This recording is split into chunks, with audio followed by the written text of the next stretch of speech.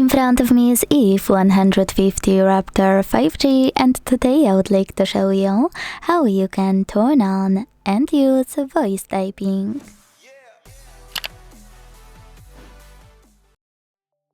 Start by launching your keyboard and clicking on this icon of a microphone at the top right corner of it.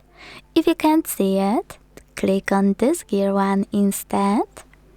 Choose voice typing and tap on this switcher to activate it. Then go back to your keyboard and use no visible microphone. If you never used it before, tap on while using the app in the pop-up and start typing. As you can see, voice typing is on.